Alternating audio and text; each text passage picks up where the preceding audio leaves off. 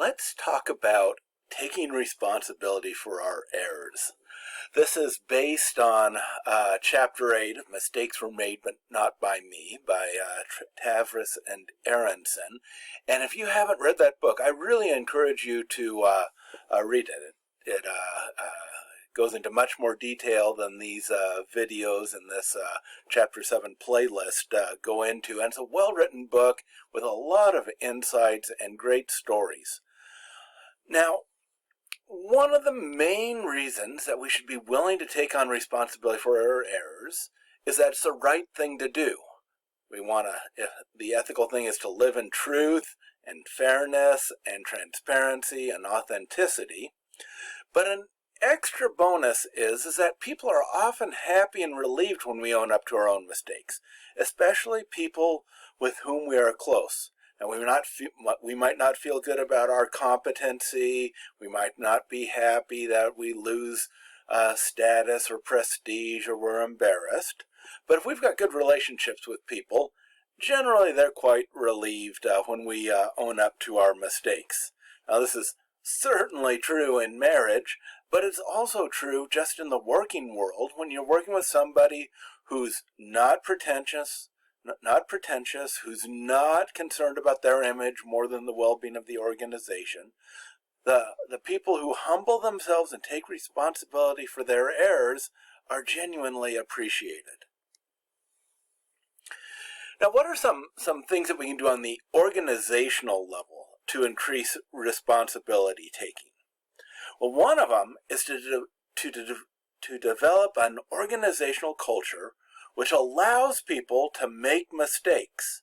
And this has to start at the top, and the message has to go down and be demonstrated by people lower and lower in the hierarchy.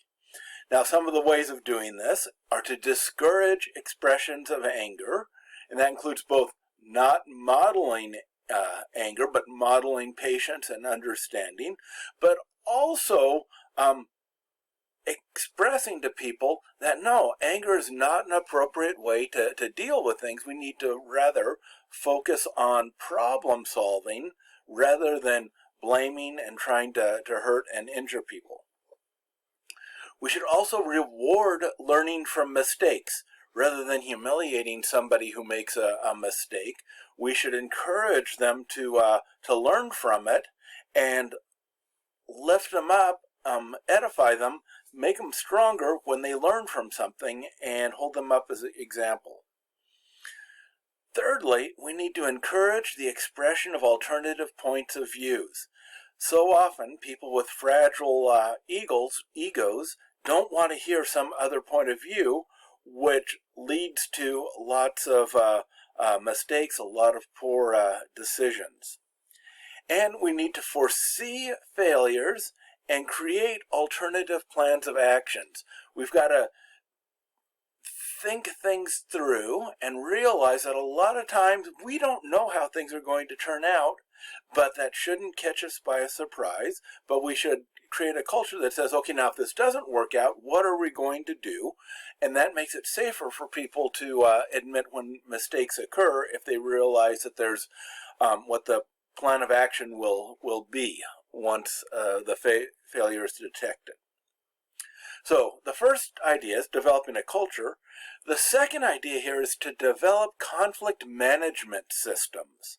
And that's structures within organization that enable conflicting parties that are in conflict, to find a mutually beneficial solution, typically with the help of a neutral, trusted mediator. Someone who's neutral, that both parties trust, who can listen to both sides and help them come to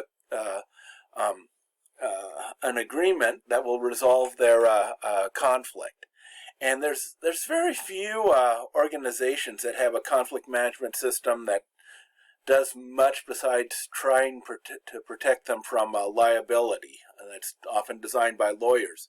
But what we need is managers who are trained to intervene, to provide mediation, to be the leaders that they can be, that living up to their whole potential, so that when people are in conflict, the conflicts can be resolved constructively and relationships aren't damaged.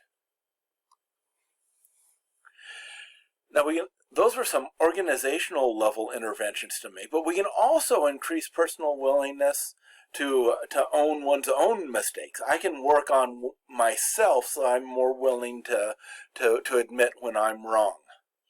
The first thing is to be open-minded to ideas from people you don't like or who could replace you. Don't automatically think negatively of people that you don't like or who might threaten you. If you're open-minded, that'll enable you to benefit from other good ideas and to work together for the well-being of the organization. Now, that requires humility to support good ideas from people that you might not like, and we need to be willing to humbly consider ideas that don't make ourselves look good, but maybe they make other people look good. That's the essence of humility in contrast to narcissism. And then another principle that's especially relevant to Christians is a concept that's found several places in the Bible, that we need to work for God's glory and not our own. There's one Bible passage that says, "Serve wholeheartedly as if you were serving the Lord, not men." The idea is that when we're at work, this isn't just an organization that we're serving. God has put us into this place, and we can serve and glorify Him by serving the organization. So that's a specifically Christian approach to being willing, that will motivate us to own our own mistakes. Another important factor in increasing personal willingness to own one's own mistakes concerns just having good relationships with the people around us. We need to avoid accusations and accusing questions that put people on the defensive. People so easily feel accused when they have a weak position or they've made a mistake, and we need to help save face for them to create a safe atmosphere so that they can admit their mistakes. For example, why questions are especially accusing. If somebody has made a decision that's had negative consequences, asking them, "Why did you do that?" comes across as very accusing. The question that we need to ask is, well, what can we do now? How can we make the situation better? And if we can affirm people's strengths and good motives, "John, I know you didn't want this to fail. I know you want to see this succeed. What insights do you have on what we can do to make the situation better?" When we do that, that repairs the relationships and makes and opens the doors for constructive solutions. Then also, we need to avoid negative attributions concerning other people's motives. This is known as the fundamental attribution error. There's people that we do like and people that we don't like. When something goes wrong, with people that we like, we tend to attribute the errors to circumstances and not to the person's character or personality. The classic example is when somebody comes late to a meeting.